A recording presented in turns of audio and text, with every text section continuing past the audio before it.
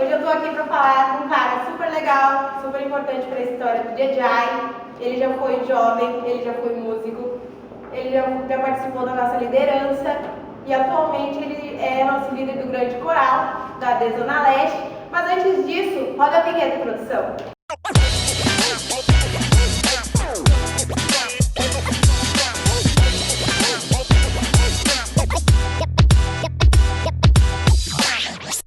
Então, galera, como todos já sabem, nosso bate-papo de hoje é com o Alex Silva, nosso líder do grande coral, mais conhecido como Leco, né? E eu já vou fazer uma perguntinha pra ele. Me diz aí, Leco, como é que tu tá? Tô bem, graças a Deus. É um prazer participar aqui desse projeto de vocês, Geração 40. Que Deus possa abençoar aí todo o grupo jovem Jejai aí. É um prazerzaço estar aqui com vocês, participar desse momento importante, não só para vocês, mas para mim também. Ah, que bom isso. Então, eu quero te fazer uma primeira perguntinha já, né? Meu Sabe Deus. como é que é? Então, quer dizer que foi aqui que tudo começou? Conta um pouquinho pra gente, assim, de como é que foi o início dessa caminhada na fé aqui, na Nova Intersul. Bom, eu sempre acredito, às vezes a gente desacredita no sobrenatural, mas o começo começou num sonho bem louco que eu tive. Eu sonhei, então, que nós estávamos num lugar e tinha uma pessoa bem alta, uma pessoa morena, gravatada, de terno e gravata, e nesse sonho bem louco ela me entregou uma espada. E até então nós tínhamos vindo de Canoas para cá, a gente não tinha frequentado na igreja. E quando a minha mãe, a gente veio aqui na Nova Intersul, justamente o pastor da igreja era o Luiz Carlos Carvalho. Ele era, o pessoal que conhece sabe, ele é bastante alto, e ele era o encarregado, foi o que nos introduziu na caminhada da fé. Então, tu vê que já começou um negócio meio louco. Eu sonhei em casa e cheguei aqui e era justamente... Confirmou o teu sonho. Isso, confirmou, e era o encarregado da igreja, Luiz Carlos Carvalho, e nos ajudou, deu todo o suporte para nós, a minha família, e foi ali que começou a nossa caminhada aqui na Nova Intersul, no Jejai. Mas me diz aí, como é que foi o início pra ti, assim, quando começou, assim, no mundo da música aqui na igreja, como é que foi? É interessante a tua pergunta, porque às vezes muitos não sabem. A minha vida na música começou com um violão achado no lixo. O meu avô lá em Canoas, ele achou um violão achado no lixo e deu para o meu irmão. E ali, através daquele violão, era 5 centímetros empenado, o pessoal que conhece a música sabe do que estou dizendo, e começamos ali, a nossa trajetória musical, com o mesmo violão, aprendendo, e aprendi algumas notas com meu primo, o Jonas, e a gente começou a desenvolver essa parte musical muito forte. Eu tinha 12 anos, na verdade, quando eu comecei a aprender violão e comecei a tocar na igreja já, né? Mas começou praticamente com esse violão achado no lixo, que começou a minha trajetória musical. Começou ali tocando na igreja, com circo de oração, coral misto.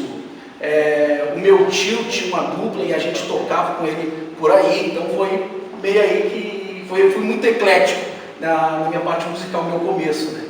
E tu pode dizer pra gente, assim, como é que foi, assim, o teu relacionamento, assim, logo quando tu começou, no caso, tocar com a mocidade, com os outros músicos, como é que era, com as regentes? Interessante, porque eu sempre falo isso, que o meu relacionamento começou muito conturbado, né? Como todo jovem que começa a tocar.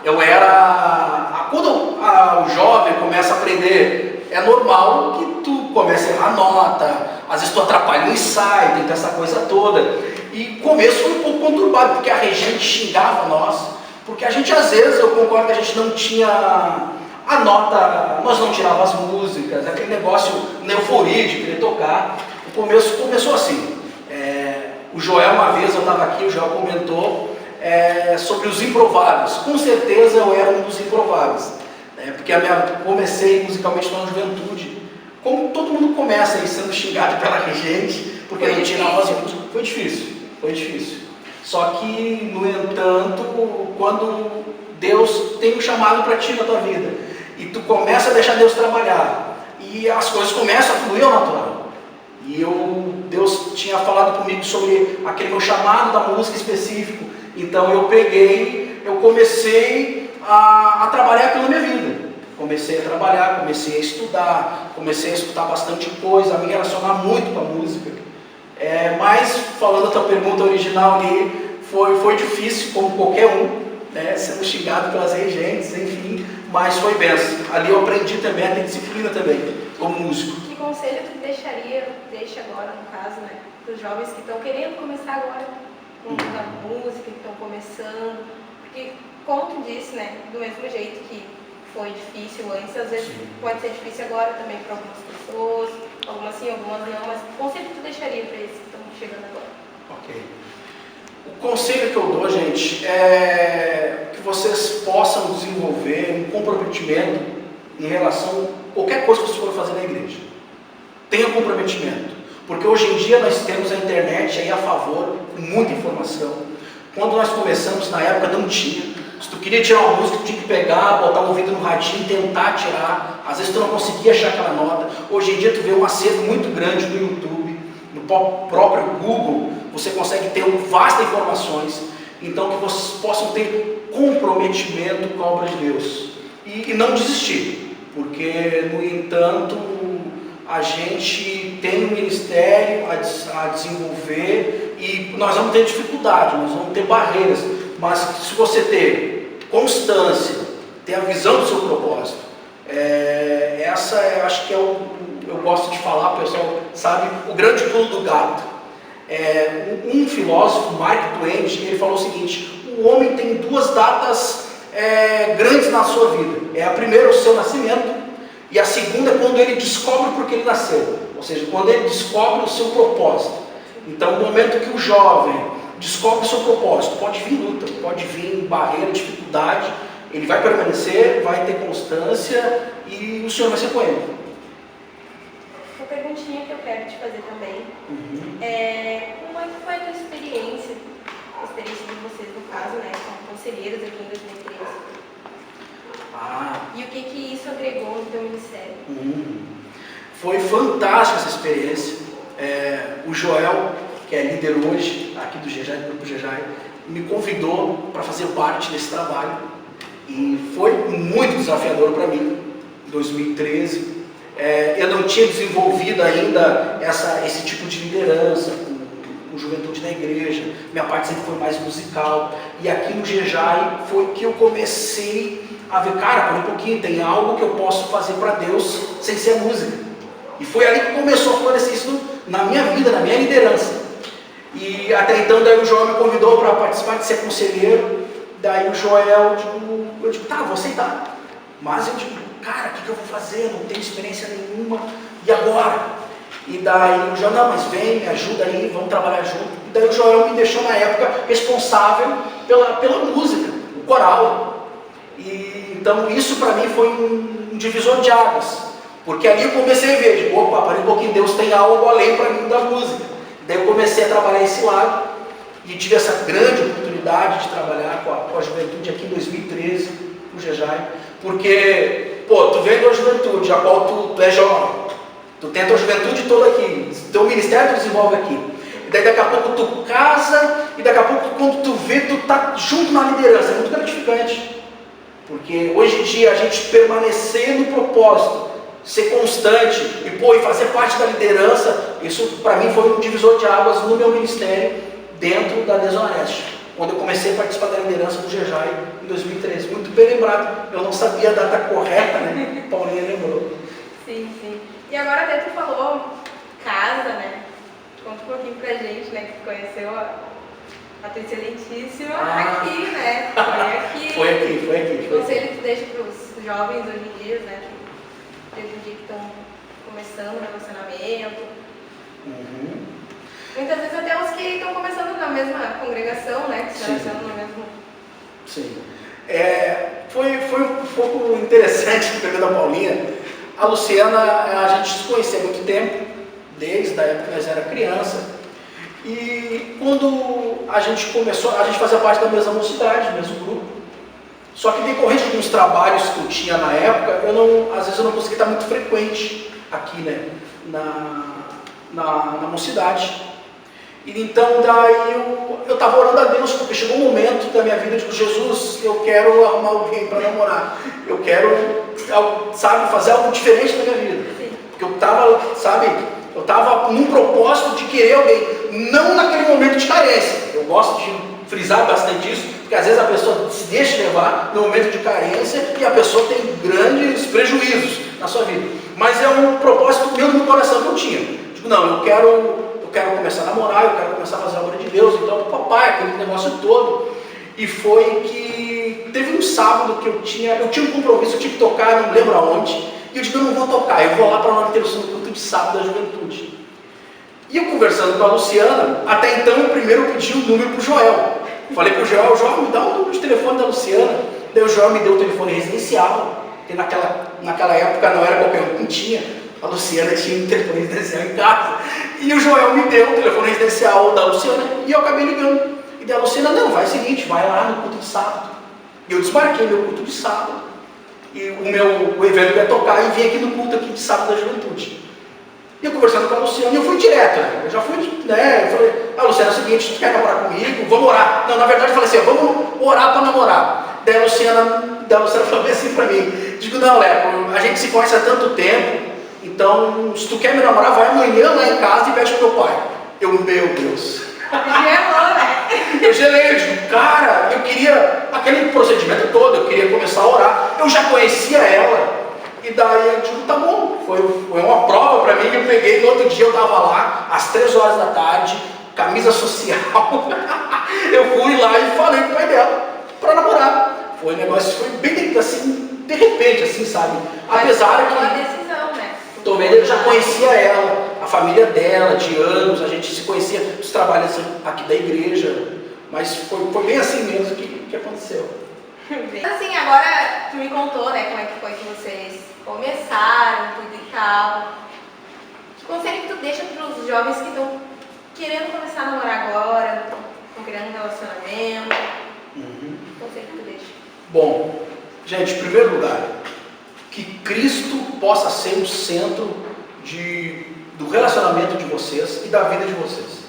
Porque o momento que eu tenho Cristo como centro da minha vida, do meu relacionamento, as coisas tendem a dar super certo, porque eu não vou botar a pessoa em primeiro lugar. Hoje em dia nós temos um problema, e eu converso muito com o pessoal sobre isso, quando um jovem assume o relacionamento, ele deixa Cristo de lado, ele quer idolatrar, né? Aquela acaba até mesmo, idolatrando, exatamente, né? acaba idolatrando a pessoa. Exatamente, e isso é uma coisa que a gente vem alertando muita galera por causa disso. A gente tem alertado, porque às vezes deixa Cristo, não é o centro, e a pessoa foca muito na outra. Então, o conselho que eu dou, vocês tenham Cristo em primeiro lugar. Segundo, porque é um conjunto de coisas na verdade, mas o segundo foi o que eu citei no meu exemplo. Um dos problemas que muitos jovens começam a namorar é por aquele momento de carência. Sim. Ou seja, eu estou há tanto tempo sem namorar, e agora eu quero namorar alguém porque eu estou sentindo falta da...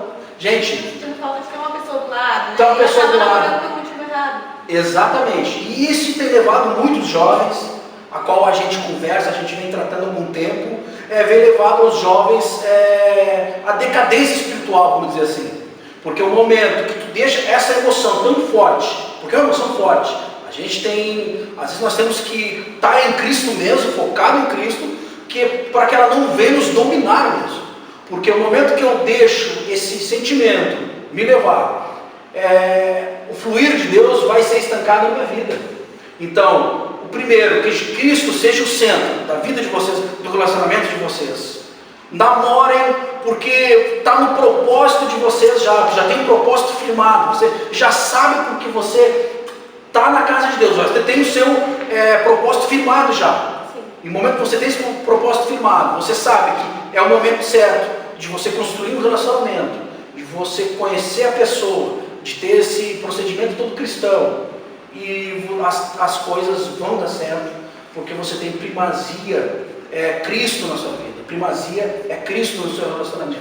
Esse é o conselho que eu dou. Cristo em primeiro lugar, saiba o seu propósito, a hora certa, porque Deus nos mostra. Claro que aqui no Rio Grande do Sul nós temos alguns, cultural, é diferente. Quando eu fui para Brasília, os jovens de Brasília, a maioria estão com 35, 40 anos solteiro. E para eles lá é normal. Aqui no Rio Grande do Sul, aqui em Porto Alegre, Alvorada, nós temos essa um pouco diferente disso. Tem o costume de querer casar Querer casar cedo, ou seja, eu estou com 17 anos e eu já quero casar. Eu estou com 18, 19. Querendo ou não, muitos jovens ficam com aquilo, né? Eu tenho que casar até essa idade. Exatamente. Eu acabo casando porque, tipo, vão dizer que eu não casei. Exatamente. Já viram o titio ou a titia do grupo jovem? Exatamente. Né? Porque hoje nós vemos uma pressão muito grande em cima dos jovens por essa questão. O jovem está com 19 anos, 20 anos, a sociedade pressiona ele para ele ter uma casa, a sociedade pressiona ele para ter uma família construída com 20 anos, e a gente vê que as coisas não é bem assim. Tudo tem o seu tempo certo, a Bíblia diz isso. Então, eu acho que quanto mais a gente observa o nosso propósito, observa Cristo em primeiro lugar, as coisas tendem a dar certo. E uma pergunta que eu quero te fazer, né? Diz aí pra gente, qual foi o momento mais marcante pra ti aqui no DJI? O momento mais marcante, bom, vários, eu podia dizer inúmeros aqui. Mas tem alguns momentos que a gente marca na nossa vida, na nossa história. O momento mais marcante meu aqui, eu não vou dizer a data, porque é perigo eu errar. O irmão Nilson, meu tio Nilson, ele era o líder nosso aqui da juventude. Foi um dos grandes líderes que eu tive. Era um homem de oração, um homem de jejum. E foi um momento a qual nós estávamos reunidos aqui para ir numa escala. É um simples, mas vocês vão entender. Nós tínhamos uma escala lá na Aparecida. E eu me lembro que eu comecei a tocar naquela época, e eu já estava tocando em outros lugares.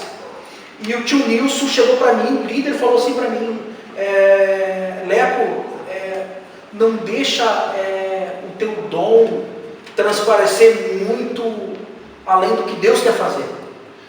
E aquilo me tocou, sabe? Porque, eu estava tocando, para mim era uma apresentação, era um workshop, como se diz.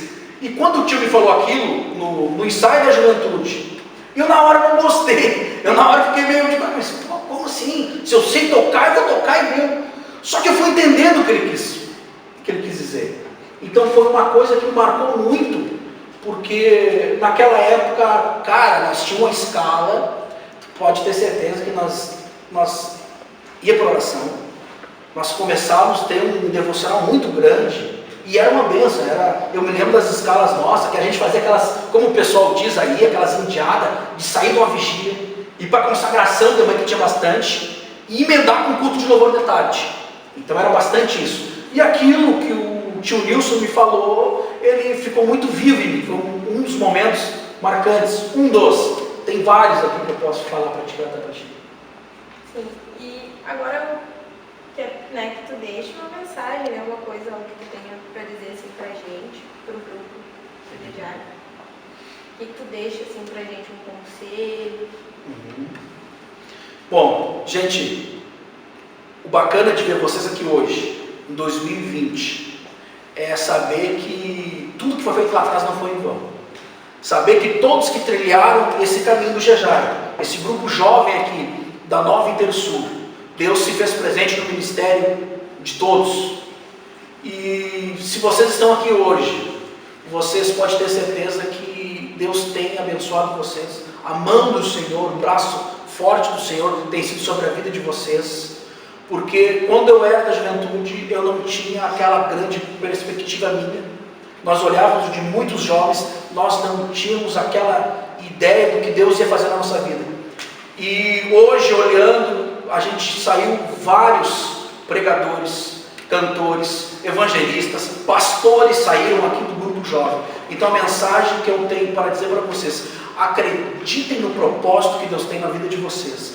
Acreditem no chamado que Deus tem feito para você aqui nesse tempo de 2020. Que você possa abraçar essa ideia, que você possa tomar esse estilo de vida, de aceitar o propósito de Deus na sua vida. Porque assim como Cristo, o Espírito Santo foi com a gente lá, desde 98, quando eu entrei aqui, até 2006, você pode ter certeza que você que faz parte do grupo Jovem DJI, você que faz parte dessa juventude, o Senhor vai ser com você. Então essa mensagem que eu deixo sobre aceitar o seu propósito, pegue isso, cumpre essa ideia, para que daqui a alguns anos, daqui a 10 anos, eu possa estar olhando aí, você dando essa entrevista e dizendo, contando para todo mundo o que Deus fez na sua vida, e como é bom a gente poder se lembrar de períodos que a gente passou, e que se nós estamos aqui hoje é porque Deus tem nos guardado. Se eu estou aqui hoje contando esse testemunho para vocês aí nessa entrevista, é porque com certeza o Senhor me guardou na minha época de juventude aqui no Jejai, e eu aprendi a ter constância com o Senhor aqui nesse lugar. Então essa mensagem que eu digo para vocês, desculpa, eu estou um pouco emocionado, mas que o Senhor possa agir na vida de vocês, assim como agiu na minha, agiu de tantos outros. Fique firme no propósito que Deus tem para a sua vida. Essa é a mensagem que eu tenho para você, do Jejai, Grupo Jovem Além das Estrelas. Muito obrigada. Eu agradeço. Por ter vindo até aqui, ter compartilhado com a gente, né, a tua história, como é que aconteceu, como é que foi. Em nome do Grupo Jovem, a gente te agradece, em nome do Jejai. Te agradecemos eternamente, tu e a tua família marcaram uma história aqui e é para sempre isso. Vocês são uma bênção, que Deus abençoe grandemente vocês. E pessoal, agora na próxima semana vamos estar lançando outro bate-papo, tá? Vai ser com uma regente, uma pessoa que marcou história aqui também. Não percam mesmo. Vai ser bênção de Deus nas suas vidas, tá bom? Ok? E agora a gente vai estar fazendo uma oração, né, para encerrar. Tá com Vamos orar então. Espírito Santo, muito obrigado por este momento, ao qual nós estamos aqui relembrando, Senhor, tudo aquilo que o Senhor fez na nossa vida e que o Senhor está fazendo. A tua mão tem sido forte sobre a nossa vida e nós te agradecemos por isso, porque o teu Espírito